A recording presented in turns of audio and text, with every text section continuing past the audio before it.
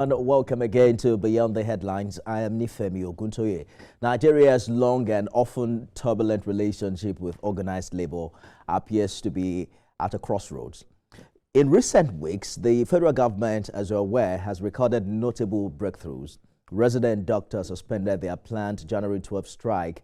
They chose dialogue over disruption. And just yesterday, the Academic Staff Union of Universities, ASU, signed a fresh agreement with the federal government, which seems to have rekindled the hope that the era of endless shutdowns in our public universities may finally be winding down. I had an exclusive with the ASU president last night, and it was quite optimistic that things are different this time.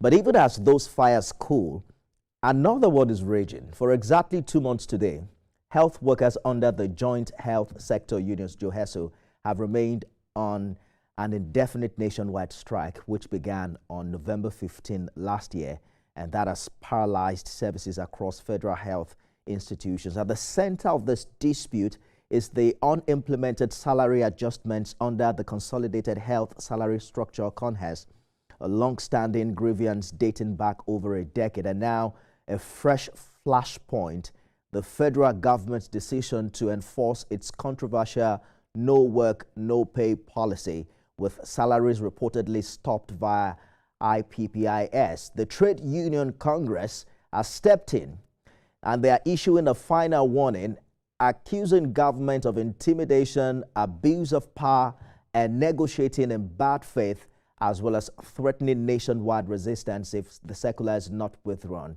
Government, on the other hand, is also insisting it's acting within the law, citing fiscal discipline, service delivery, and the principle that wages must correspond to work done. If you're not working, why should we pay you? That's what government is saying. Tonight, we ask the important questions. Is this about fairness or force?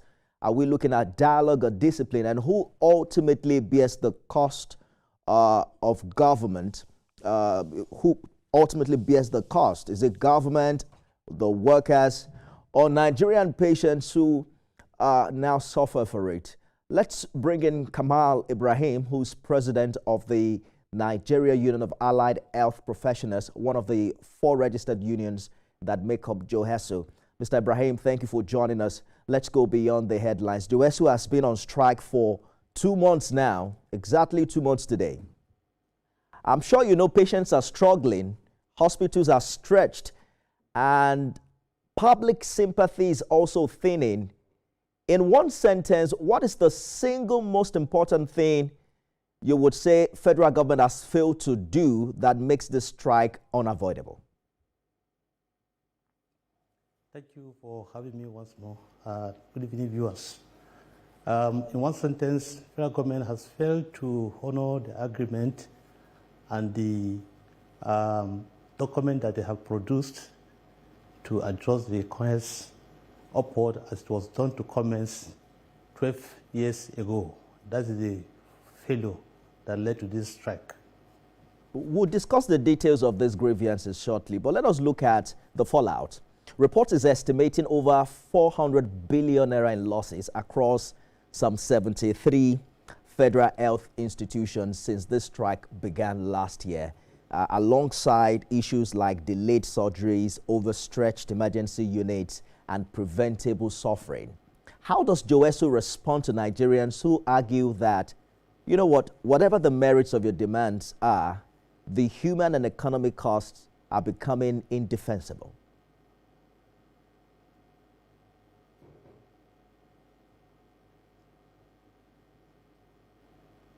Mr. Ibrahim, can you hear me? Yeah, let me once more, as usual, show our concern and sympathy to the Nigerian populace, and we really are sure and knows the consequence of this. And we once more, as usual, say that we are led to the no option than to take this action due to the failures of the federal government to honor the document which they produced to adjust CONHES upward, implement and circularize the circular as was done to commence 2014. The issue at hand is an issue that has history since 2009, where we migrated from counties to commerce and cohesive two-salary structure existing in health sector, which the reason for creating these structures is best known to the Ministry of Health. And we as a leaders, we insist that employee of the same ministry and organizations ought to have same one salary structure. That what led to a collective bargain agreement which stated clearly that it is agreed that whenever there is need for adjustment of either of the salary structure, the same will be happened to the two salary structure at the same time. But unfortunately, after the 2014, when the 2009 that agreement was signed, in 2014, we've realized that the consolidated medical salary structure, which is meant for physicians, was adjusted upward. And in 2017, the same thing was done. Then 2018, the same thing was done. And since 2014, this agitation demand started that the federal government need to honor that CVA which they signed to ensure that the two-salary structure goes side by side.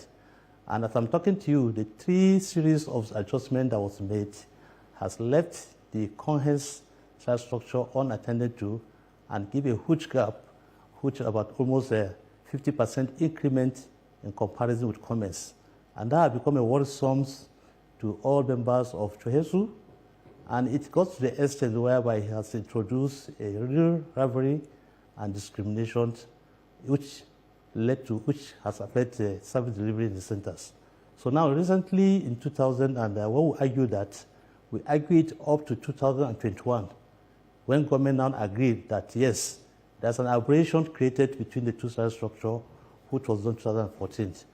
And the Federal Ministry of Health set a committee, high-level committee, where all the ministry and parastatals concerned, as well as the Office of Secretary to Government, were presented and came out with documents that need to correct that aberrations.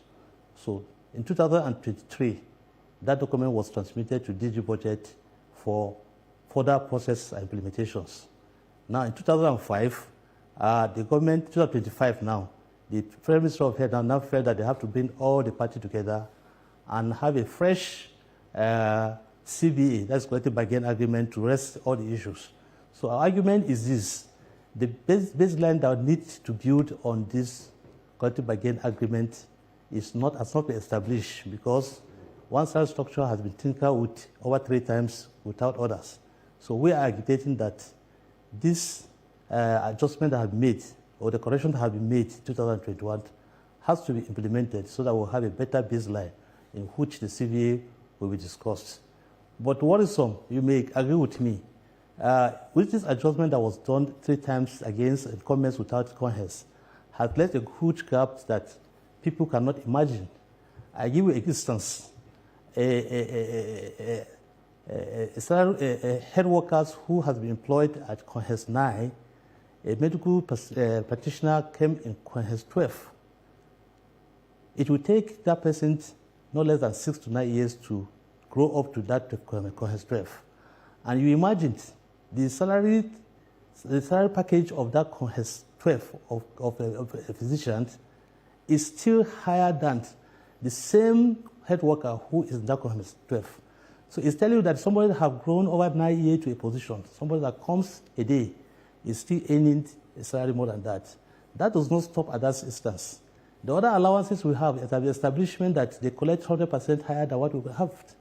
So what we are arguing is that we have established a collective bargaining agreement which government have agreed in 2009, that 2 salary structures are now existing in this ministry. And it has agreed that whatever is done to one salary structure must be done to the other, because we are a team that provides services. Any member of this team who decide not to provide the service, there will be defect in the service delivery.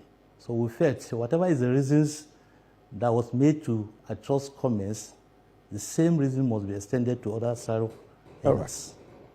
Mr. Ibrahim, we'll talk more about Conhes and commerce shortly. But I'd like us to quickly address what seems to be government's hardest argument here. As of today, government is insisting the no work, no pay policy is lawful. They have cited labor precedents and the principle that public funds cannot pay for services not rendered. If this matter ends up before the courts, what do you think is JOHESU's strongest argument that salary stoppage during this strike is not justifiable? Well, we are of the view, and we are committed to this fight. We did it intentionally because we know what is our right. As labor leaders, we identify what is our right, and we are doing right.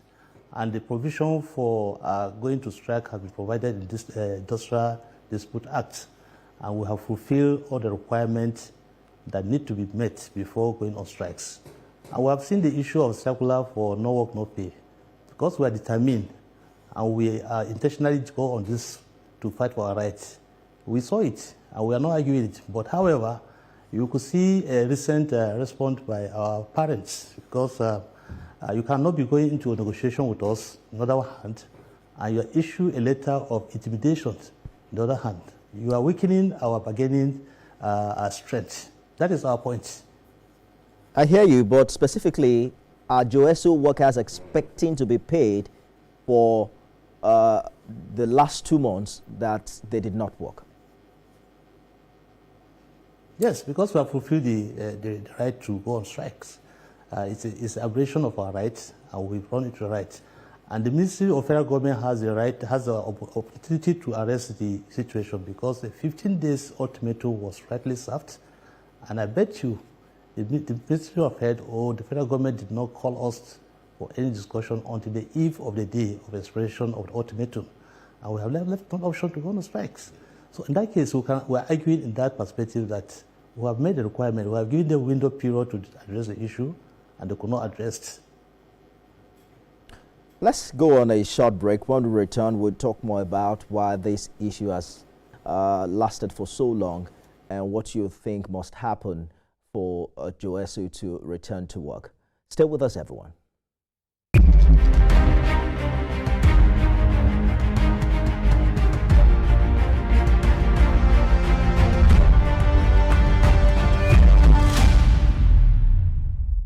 President of the Nigerian Union of Allied Health Professionals, Kamal Ibrahim, thank you for staying the course on the program this evening. You've described this strike as the culmination of a long betrayal rather than a sudden breakdown, walking us through the past years and what has happened.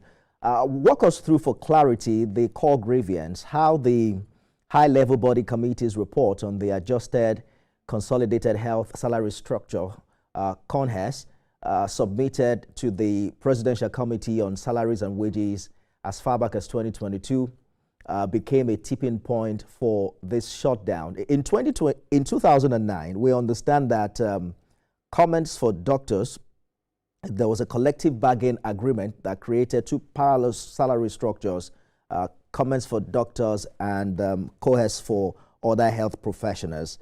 In 2014, that's about 5 years after, comments was adjusted and implemented.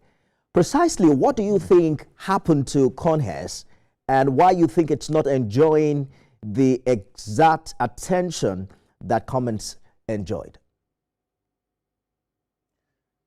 That is a strong point that we are challenging, because we've never been informed or called to give a sufficient reasons why any action will be taken against the CBA that have signed in 2019. It is expected that if there's any justifications, just as you asked, that CBA would be respected. We have the right to be called to discuss on it. But just as you asked, the physician claims that they have a CBA that also give them authority to have that that difference between comments and CONHES, which we are not part. In the labor law practice, a non-member of your organization cannot discuss on behalf of you. So we are saying we are not part of that discussions, Therefore, it cannot be linked to our discussion that we had earlier in 2009.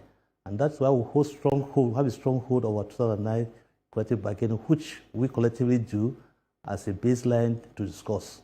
But I bet you, in all the discussion we had with government, nobody has taken responsibility to explain to us why there's need to adjust or improve on the comments, why comments remain static where it is.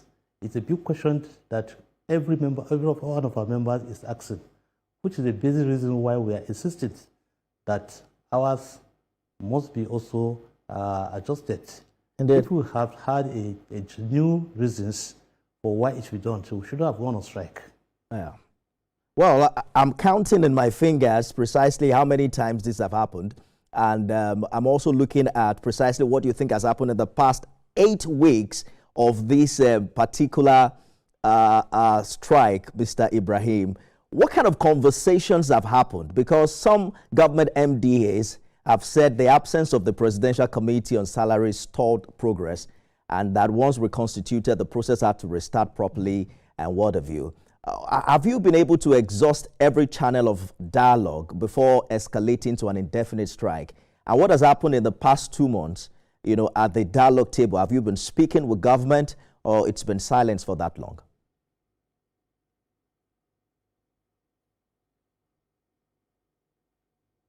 Hello? Mr. Ibrahim, can you hear me? Yeah, can you hear me? Yes, I'm asking if there's been any form of dialogue between JOHESU and government in the past 8 weeks of this strike. Okay, it may interest you and public to know that since inception of this agitation as far as 2014, we have had up to 6 strikes on the same issue. And we have entered into no less than 9 MOU on way forward to resolve this issue. And I can bet you that all these MOU have never seen the reality of the day. So the one that came recently, it is as a result of the document that was produced by a high-level committee set by the Ministry of Health in the presence of all ministry and parastatals that has concern in the implementation of this agreement was done. And in 2023, when the President of Nigeria, President Ahmed Tinubu, came in, he met us on strikes. And he has, but we had a personal direct contact with him and discussed. And he assured us that when he settled down, this issue would be addressed. And I bet you, up to date, in the past 2.5 years, nothing has been done about it. So now, when we now declare this final strike of the 2 months ago, we had only 2 interfaces under the leadership, under the chairmanship of the Minister of Labour. But all the 2 discussions or reconciliation ended deadlocks. It's deadlocked because the issue before the federal government as a contentious for the strike, we don't see any practical interest or faithful attempt to address it. And therefore, we are seeing that we have saw that the issue before them is real. It is not our production, it's not a document. It's the document produced by government, the representative of government, and the Federal Ministry of Health has transmitted the same document to the DG budget for the Presidential Committee of Salary to attend to. And that's what we're asking, since it's their document, and we are convinced that an abbreviation has been done between the comments and coins about 3 times. And the committee has a report which has been adopted. The government should implement that report so that we have a better baseline for discussing allowances, which is before the CBA committee. The issue that arose this time around is the issue of CBA. CBA cannot be discussed because all the allowances are derivative of basic salary. And there is already distinction between the comments and coins as a salary structure in the Ministry of Health. If we want to be fair to ourselves, those distinctions need to be addressed first so that we can have a better discussion at CBA. 2 meetings in the past 8 weeks ended deadlock, and you're saying it's because you did not see signs of seriousness on the part of government. TUC is also now threatening to join the strike, and you understand the implication of that on the economy. What's the way forward? Let's say, for instance, the federal government announces and immediate acceptance of the high-level body report on CONHEDS, but proposes phased implementation due to budget restraints. Do you think JOHESU will suspend the strike, or confidence has eroded too much? It's a single demand. It's a single demand, and it's a clear and straightforward demand that what was done to commerce need to be done to CONHEDS for the suspension of strike to be considered. There are several interfaces going on as I'm right where I'm talking to you, and we hope that this last attempt will bring to an end to the issue. And I bet you that once this is done, even this night, the strike can be called off. Precisely which interface are you referring to? Are you saying JOHESU is meeting with Federal Minister of Health? There are multiple interfaces with Prime Minister. As I'm talking to you, there's an ongoing meeting with the Prime Minister of Health, the President of the TVC President, and the other leaders. And I hope that we should be able to come with a stand that will be favor the strike. This rivalry between CONHEDS and CONMES, how is it affecting relationships between medical doctors and other health workers at the hospital? It has affected it chronically. If you can imagine what happened between 2014 to date, it has created, we started with a psychological rivalry, now it's turned to even over physical rivalry. We're also concerned because as a medical team members, there's a need for us to work collaboratively to ensure that we deliver the effective service delivery. But however, the attitude that we saw in terms of selective implementation and selective treatment is not going well with our members. And that is why if we actually need to serve our patient better and want to have a better relationship in the health sector, government needs to do the needful and address this issue once and for all. You know that Nigerians have seen a lot of memoranda signed. You know, even JOHESU has suspended strikes a couple of times under this administration. And we've seen a lot of, in reality, recycled promises. Beyond verbal commitments, because you and I understand the bureaucracy of government and how budget inclined the implementation of some of your requests have to be, what other actions would convince JOHESU that this administration would not repeat the pattern of the last 12 years to be able to at least call off the strike? If this has been taken care of, then, as I said, the Prime Minister of Health has already activated a forum where all the stakeholders in the health sector will come together to discuss how they want to live in terms of enumerations and other things. But I bet you if after addressing this current issue, when the CVA goes on, definitely we should be able to come to a meeting point where we say this is how we want to live, and everybody agrees that this is what we want to live. Then this front back agitation from other categories of people will no longer come off. So we've seen that courage from the current Minister of Health where they activated the CVA.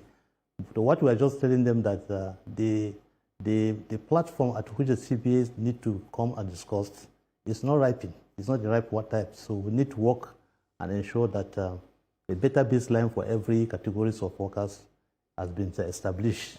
Then we can discuss. So we, from your question now, we can see that the government approach now want to raise the issue permanently if all the parties agreed. This is the first time we see a situation whereby all parties are brought at the table to discuss, and everybody say what concerns it, to identify area of align together and area of exclusive concern.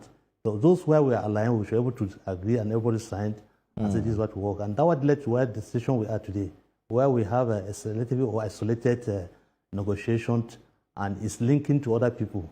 So it's not acceptable by level law that somebody would discuss on behalf of somebody in absentia, and you want us to accept it that way.